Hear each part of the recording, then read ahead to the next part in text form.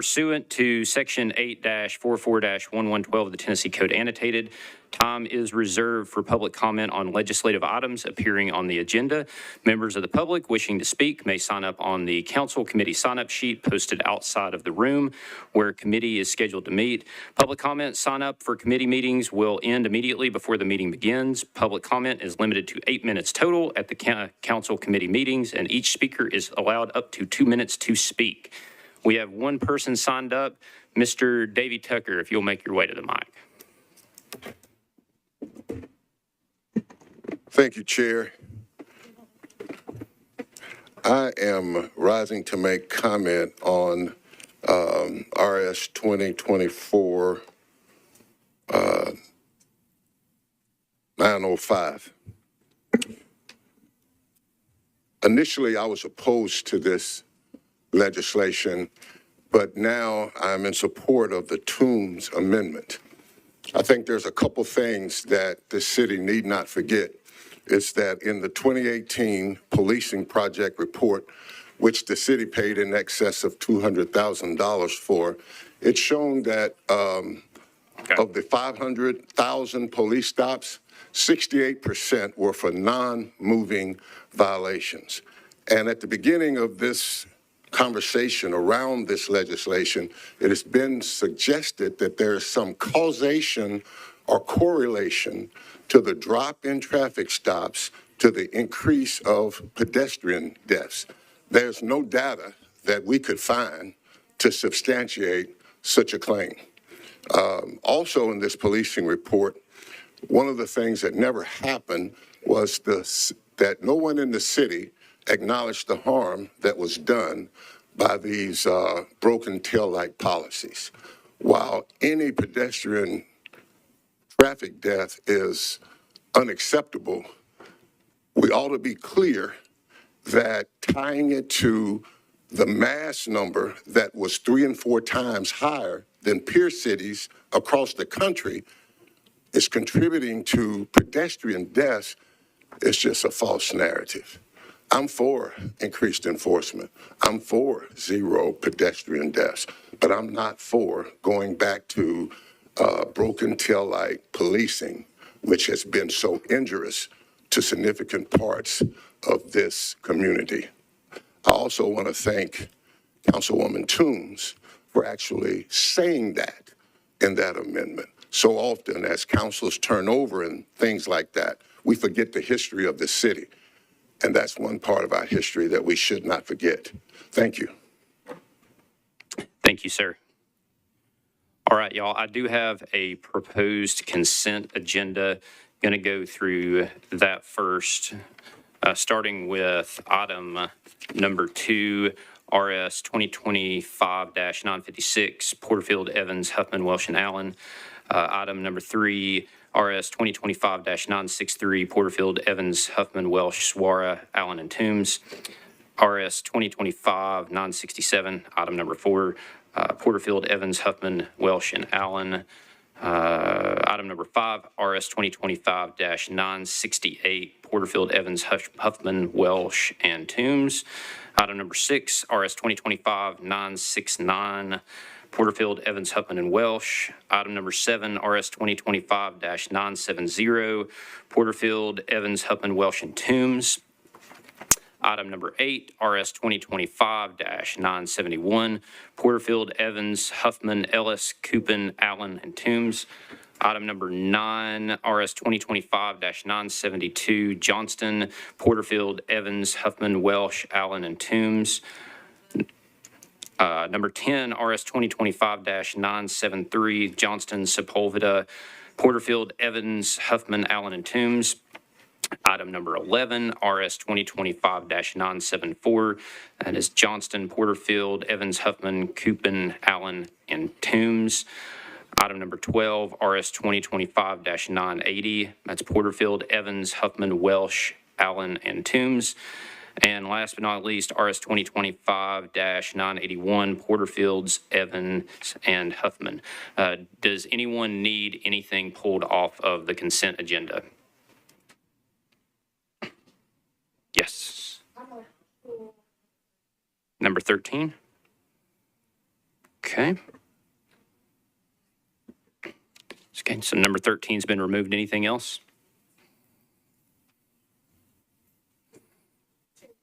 Yes. Yep. Go ahead and speak in the mic. Disregard. Disregard 13? Yes. Okay. All right. All right, last call. All right, going to run through the captions. Number 2, RS 2025-956, sponsored by Porterfield, Evans, Huffman, Welsh, and Allen, approves amendments to 3 grant contracts between the Metropolitan Government, acting by and through the Juvenile Justice Center, Metro Juvenile Court, and STARS Oasis Center Incorporated, and Cafe Momentum, also known as Pathways Kitchen. Item number 3, RS 2025-963, Porterfield, Evans, Huffman, Welsh, Swara, Allen, and Toombs awards a grant of $200,000 to United Way for a countywide child care study, and approving a grant by and between the Metropolitan Action Commission and United Way for a countywide child care study. Item number 4, RS 2025-967, that's Porterfield, Evans, Huffman, Welsh, and Allen, approves an American Heart Association site agreement between Premedics Incorporated, DBA, Training Center Services, and the Metropolitan Board of Health for the Metropolitan Public Health Department to serve as an American Heart Association training site for the course BLS Heart Saver. Item number 5, RS 2025-968, Porterfield, Evans, Huffman, Welsh, and Toombs approves a Strengthening Public Health Infrastructure, Workforce, and Data Systems grant application and accepting a Strengthening Public Health Infrastructure, Workforce, and Data Systems grant from the Centers of Disease Control and Prevention to the Metropolitan Board of Health to implement workforce strategies to build organizational resilience, promote employee well-being, and enhance workforce performance while focusing on building healthier communities. Item number 6, RS 2025-969, Porterfield, Evans, Huffman, and Welsh approves Amendment 1 to the grant from the Tennessee Department of Health to the Metropolitan Board of Health to implement and coordinate activities and services related to sexually transmitted infection, STI prevention, testing, diagnosis, treatment, and surveillance. Item number 7, RS 2025-970, that's Porterfield, Evans, Huffman, Welsh, and Toombs, approves Amendment 4 to a grant from the U.S. Department of Health and Human Services to the Metropolitan Board of Health to provide for the prevention, surveillance, diagnosis, and treatment of HIV/AIDS and to administer a Minority AIDS Initiative program. Item number 8, RS 2025-971, Porterfield, Evans, Huffman, Ellis, Coupin, Allen, and Toombs approves a grant contract by and between the Metropolitan Board of Health and Pet Community Center for a provision of spay and neutering services. Item number 9, RS 2025-972, and it's Johnston, Porterfield, Evans, Huffman, Welsh, Allen, and Toombs, appropriates a total of $220,000, 805 and 8 cents to Room in the End Incorporated, and amending a grant contract between the Office of Homeless Services and Room at the Inn Incorporated to increase the grant amount for the provision of nutritious meals for newly housed individuals residing in interim housing.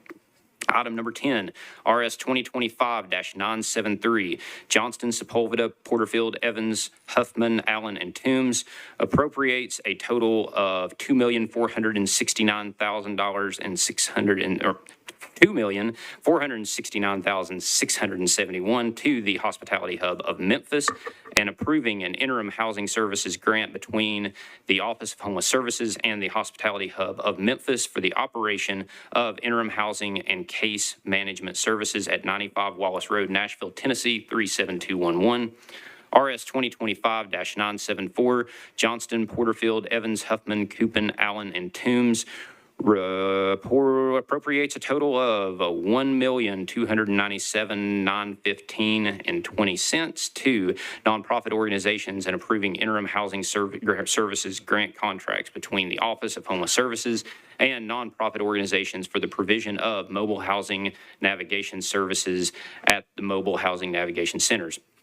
Our number 12, RS 2025-980, Porterfield, Evans, Huffman, Welsh, Allen, and Toombs accepts a monetary donation from the Baton Rouge Area Foundation to the Metropolitan Nashville Davidson County Office of Family Safety for the department's use and benefit. And lastly, item number 13, RS 2025-981, Porterfield, Evans, and Huffman accepts the Edward Byrne Memorial Justice Assistance Grant, JAG, from the U.S. Department of Justice to the Metropolitan Police Department to support a broad range of activities to prevent and control crime, including technology upgrades, supplies for direct support, and in-service and specialized training. Do I have a motion? Any seconds? Okay. All those in favor say aye. All those opposed? Motion carries. All right, moving back to the item that was not on the consent agenda. It's item number 1, RS 2024-905. That's Eslick, Stiles, Coupin, Huffman, Horton, and Bradford. Resolution urging the Metropolitan Nashville Police Department to increase traffic enforcement and the Nashville Department of Transportation and Multimodal Infrastructure to improve the physical environment for everyone using the road. Do I have a motion? Any second? Let's see. Would the sponsor like to make any comments? Yep.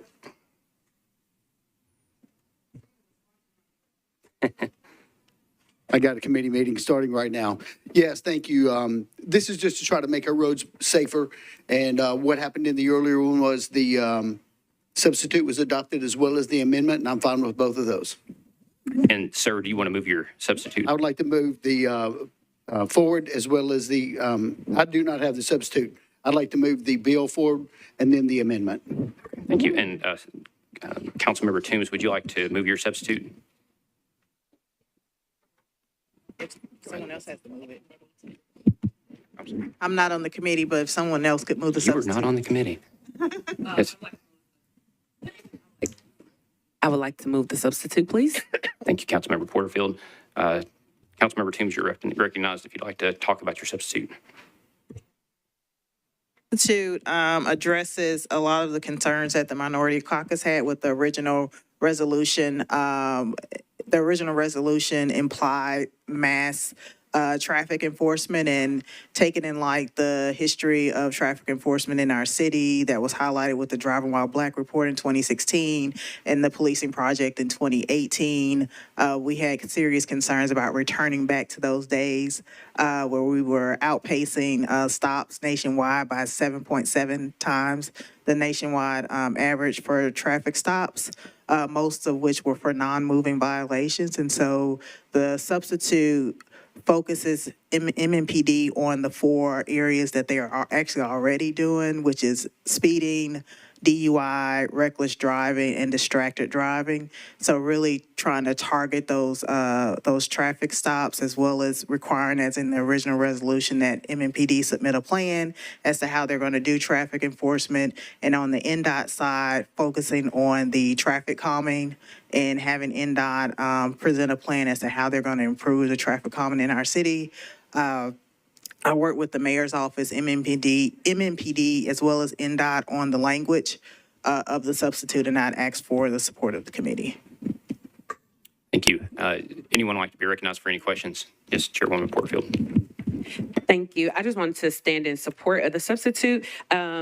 Director Tucker made a really good point that I wanted to speak to. Term limits, while they have some benefits, one thing that kind of hinders us is that we lose this institutional knowledge of what was happening in previous terms when people are not there to kind of carry on the story. And what we saw in 2016, as Councilmember Toombs just talked about, we had a Driving While Black report, we had Gideon's Army and other entities that really worked on this. And that was 2016. The city did do the study for the policing project in 2018. And for people that aren't familiar with it, you can can get this information online, but what we found in that Driving While Black report, as Council Lady Toombs just mentioned, from 2011 to 2015, MMPD conducted 7.7 times more traffic stops annually than the U.S. national average. During that same time period, MMPD made more stops of Black people than there were Black people 16 years and older living in Davidson County. During that same time, MMPD consistently and unnecessarily stopped and searched Black drivers in predominantly Black, Hispanic, and low-income communities at rates substantially higher than they did white drivers in predominantly middle to upper income communities. MMPD consent searches were invasive and failed to yield incriminated evidence 88.4% of the time. Evidence of unlawful activity was found during searches of white drivers more often than there were searches of Black and Hispanic drivers, and nearly 80% of those stops in 2015 resulted in a warning, and traffic stops, including the search of the vehicle or the driver, between 1/3 and 1/2 resulted in a warning, meaning hundreds of thousands of drivers were being stopped and searched unnecessarily every year. And then lastly, one other thing and this is from the executive summary of that Driving While Black report, it's also stated that with interviews, when they interviewed Black drivers in Nashville, what they found was that Metro police officers regularly intimidated, harassed, and unfairly exerted their authority over Black drivers. Aggressive tactics by officers resulted in traumatizing experiences of fear for one's safety and for the safety of their family and friends, and Black drivers experienced anger at being treated unjustly and disrespectfully, frustration derived from being profiled because of one's race, and it is assumed correspondence to criminality, and the feeling that police do not serve and protect Black people like they do white people. So we don't want to go backwards. I do thank the sponsor for his, I do believe that the intent is to keep people safe and to make sure that we are reducing the amount of pedestrian deaths, but we don't want to go backwards and regress in the progress that we've made with reducing these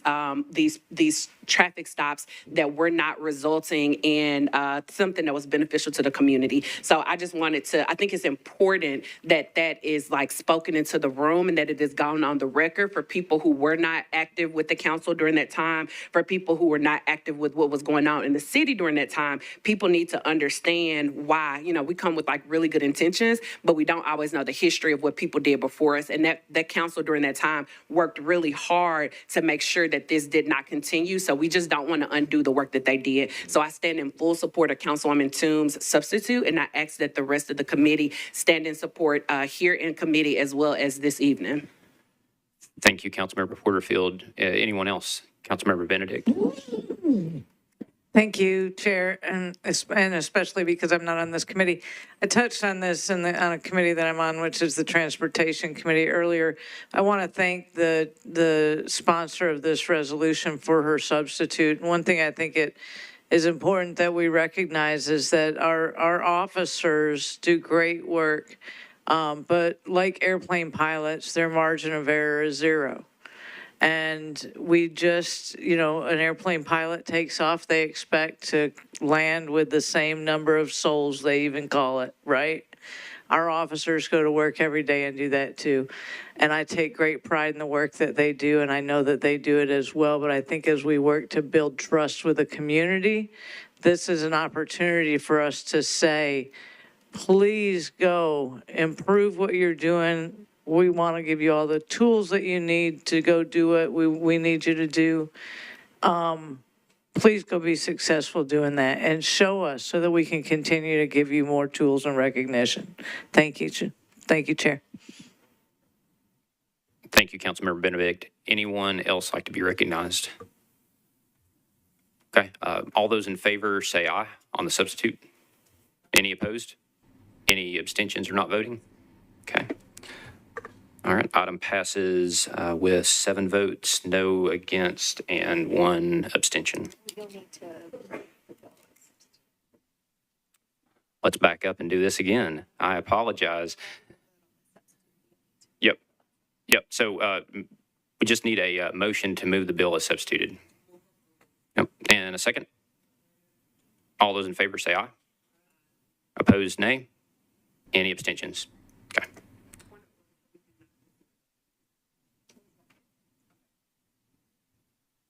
Got it.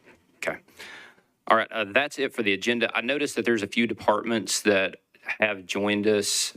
Anyone have any departmental updates? Anyone at all? No? Mr. Clendenning, I don't know if you wanted to cover anything with OHS. We've got a little bit of time. You're more than welcome to, sir.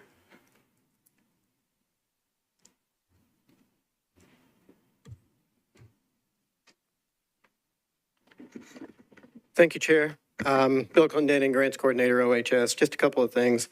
Just wanted to know that we've been working on the legislation that you guys already approved for this in this committee. A lot of work's gone on behind that to put it together, and we appreciate your support on it. Staff has really been involved in the cold weather shelter, of course. A lot of hard work. I just want to mention that 6,453 people have gone through the shelter, have spent the night at the shelter, and that it's 1,375 unique individuals. So it just shows that we have a lot of repeat visitors, and we also appreciate the Metro Council members that came out and leaned into that work. We appreciate that. But there's new data on the report. We're continuing to import the rescue mission data, and that's reflected on the report. And if you have any questions, just let me know. Thank you, sir. Any questions for Mr. Clendenning? I have one just as a follow-up from the last meeting. The implementation of the pillows that were donated, how's that going? I'm going to let Director Calvin answer that one. Sure, thank you.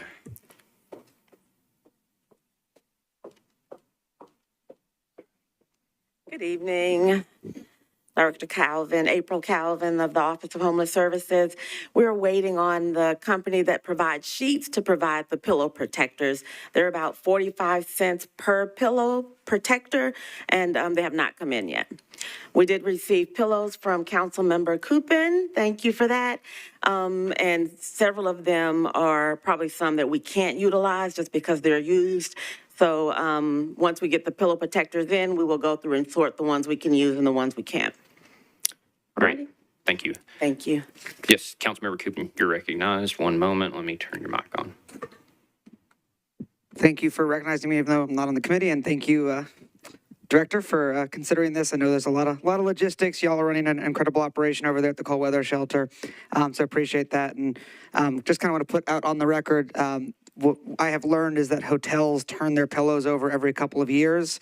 So both for the cold weather shelter, but for anybody's district, or if there's need out there for pillows, I've learned that there are hotels that are turning these over and then looking for places to donate or provide them for. So keep me posted if anybody has that need or something that comes up in their district. I think it's a really great way to continue to give back and provide for folks that may need a comfortable place to lay their head. So thank you.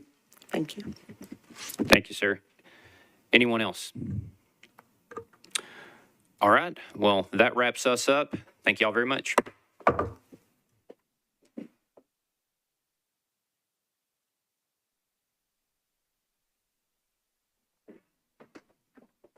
are you?